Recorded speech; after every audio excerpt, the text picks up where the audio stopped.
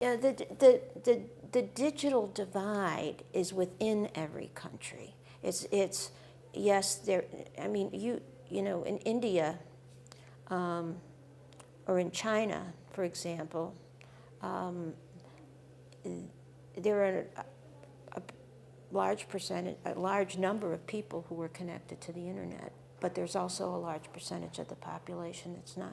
That's true in the United States, and it tends to be around factors as well, like people in rural areas, and then people in inner city, you know, in poverty in inner cities. So that's part of what libraries do. In my country, the United States, we are there.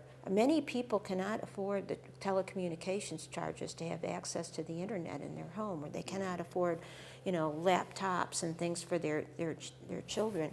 The library is the place that they go to get online to do these things.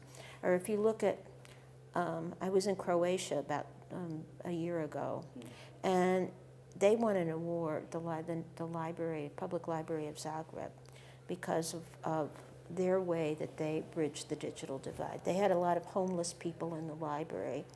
And instead of thinking, oh, you know, this is what are these homeless people hanging out here for? They started talking to them. And these people really did want to have a job and a home.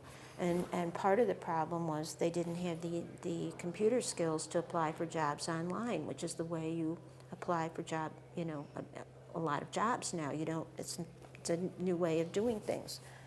So they put together a training program, first of all, to give them some computer skills, and then to help them through the process of applying online.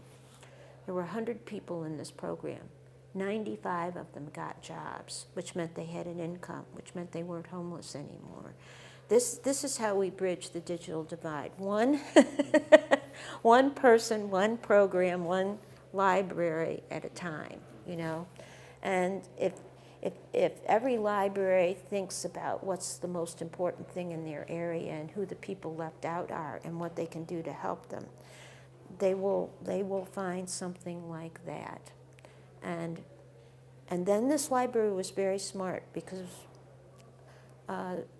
another thing that we need to do is impact measurement.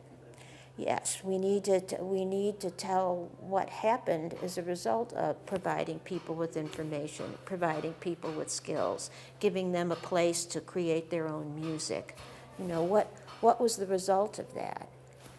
In the case of Croatia, Zagreb, 95 out of 100 people got jobs.